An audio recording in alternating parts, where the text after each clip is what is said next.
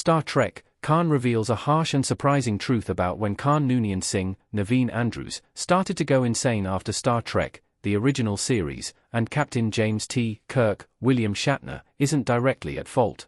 Of course, Captain Kirk sent Khan and his 70 genetically engineered followers, as well as Lieutenant Marla McGivers, Ren Schmidt, to settle the planet Ceti Alpha V. Star Trek, Khan shows that, at first, Khan embraced the challenge of conquering and building a new world in his image. A fateful hunting trip in Star Trek, Khan Episode 2, Scheherazade, however, touched Khan and his people with tragedy and death. The indigenous animals of Ceti Alpha V, like Cetidactyls and wild boars, prove to be hostile and overwhelm even the superhuman augments who count Khan as their leader. Khan already hated Ceti Alpha V before he blamed Kirk.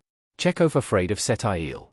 At the end of Star Trek, Khan Episode 3, Do Your Worst, Khan takes his first steps towards madness when he kills Richter, his young protege, who was one of his favorites.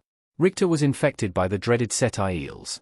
Khan brought Richter home to his camp's medical lab, which was provided by Captain Kirk and the Starship Enterprise. However, as seen in Star Trek II, The Wrath of Khan, the Ceti eel burrowed into the boy's brain, and Richter committed murder while gripped by insanity, executing Richter, after others among his people also died on Ceti Alpha V, pushed Khan to the brink only 2 months after arriving on the planet.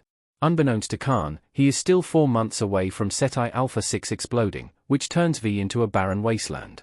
Star Trek II, The Wrath of Khan saw Khan, Ricardo Morn-Albin, placing the blame firmly on Admiral James T. Kirk for his 18 years of torment. In Star Trek, Khan, however, Khan's ire is directed towards Ceti Alpha V itself, and not yet at Kirk for marooning him there. Khan was the only augment who was truly irreplaceable. Khan wearing a hood and visor. When Khan and Richter were still unaccounted for in the wilderness, Star Trek, Khan makes another inconvenient truth crystal clear. Khan was the only one who was irreplaceable because only he could lead his augmented followers.